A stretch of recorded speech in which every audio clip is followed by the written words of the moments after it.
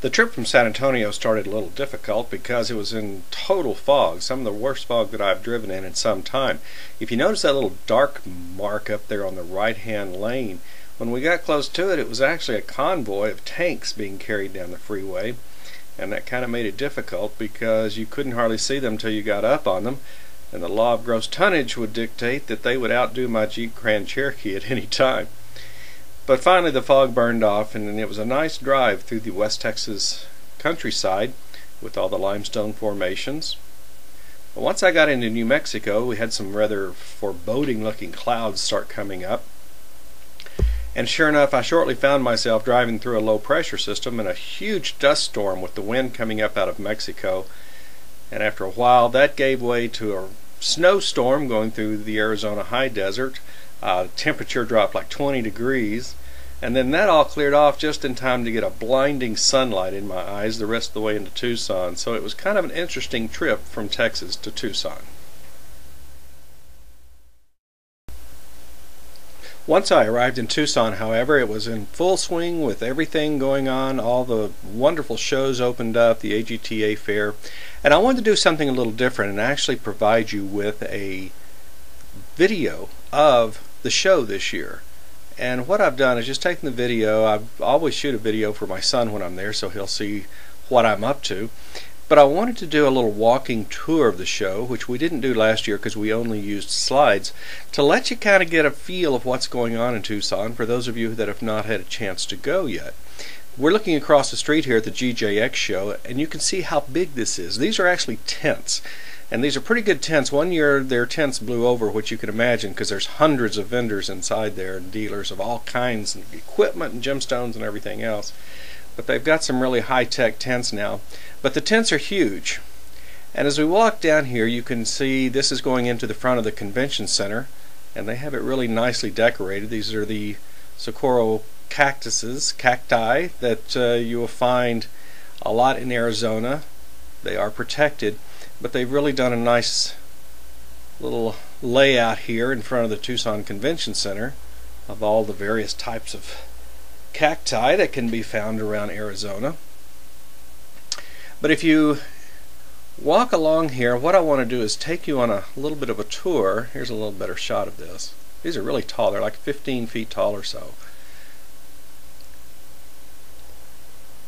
But I want to take you on a little tour, a little walking tour of the show. As we go past GJX, you can see, first thing, Tucson Police. Tucson Police Department does a wonderful job of security. They're literally everywhere, and even places you can't see because there's a lot of plainclothes people. There are officers around, and it really makes for a very safe environment to have this show, because you have to realize, of course, that there's millions upon millions of dollars of gemstones here. But you can see that as we walk by the GJX show, we're going to walk down the street here, make a right turn, and go under the freeway.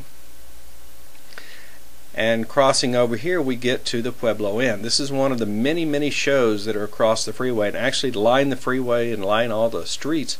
And any place in any hotel or motel that has any kind of a space at all, they turn into a gem show. I think there's 80 gem shows throughout the Tucson area.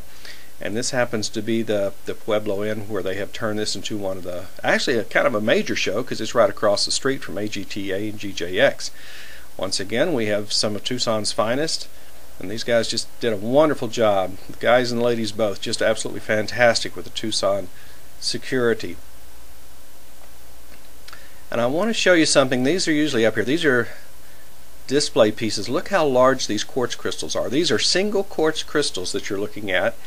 And I wanted to get these on video. This is one of the things because you can get a better idea of what you're seeing as opposed to just simply a slide. You can see these ladies standing next to this and just how huge these quartz crystals are. And you can imagine the formation from which they had to come.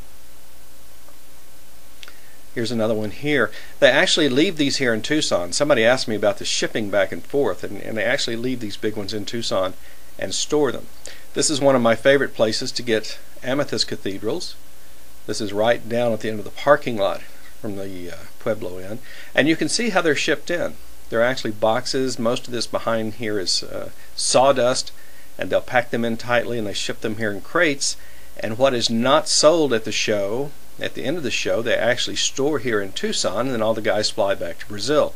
And next year they'll bring a few more specimens in. hopefully sell a bunch of them, and what they don't, they store. And this is how that they will move them around. But there's just massive amounts of these everywhere you look. It's just hard to believe that there's this much being found down there, but that tells you how large of a gemstone producing area exists down in Brazil. These, I mean, everywhere you can find a place that's horizontal, you're going to find somebody set up a tent and a show.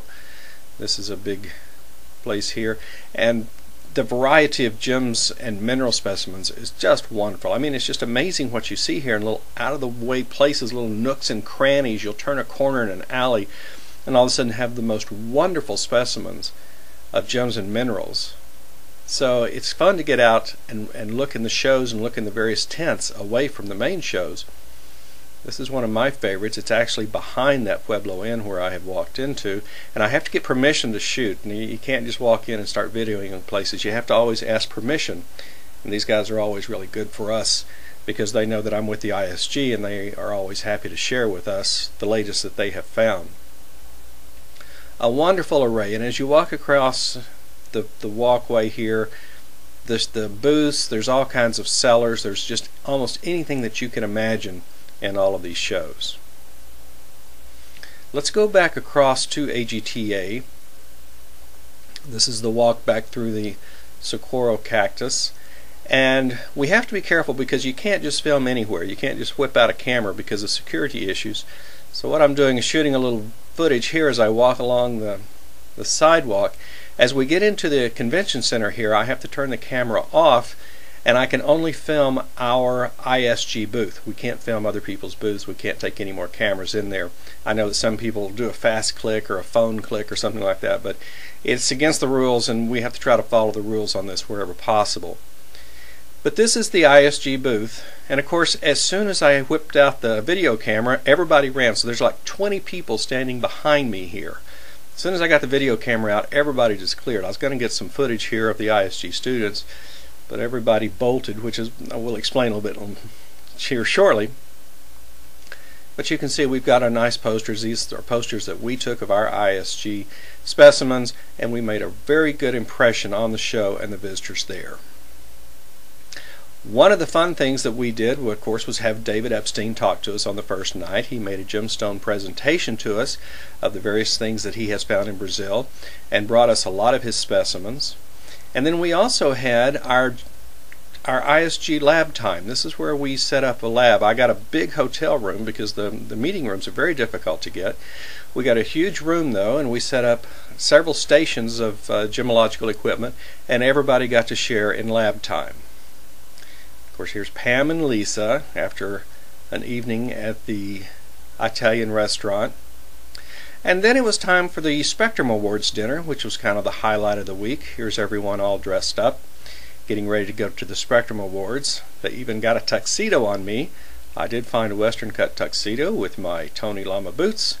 And there is yours truly with a tuxedo. The ISG had 2 tables. We had 21 people there at the show. For the dinner itself, we had far more than that at the ISG show. But we had some dignitaries such as Ami Sementov, Ami Jones, and Ted Themelis joined us for dinner, which was a wonderful addition to everyone there. And the AGTA show is always a lot of fun with a lot of things going on. And in the end, here is Pam and Lisa and Ami, the last holdouts of the ISG tables before we left. And it was back to the gem lab. Margot here in the foreground helped a lot each day at the lab, and you can see everyone working on the microscopes and enjoying being able to see the gemstones. And here is Robert, Joe, and Christine. Here we are at the ISG table. We finally captured a few there, and then we finally talked a big group. These were the ones that were there at the time. This is everybody that was behind me when I was filming earlier. They all ran over here. We got everybody to stand for a group shot. And this is just less than half of the people. We had a wonderful crew there, and it was an absolutely fantastic time at Tucson.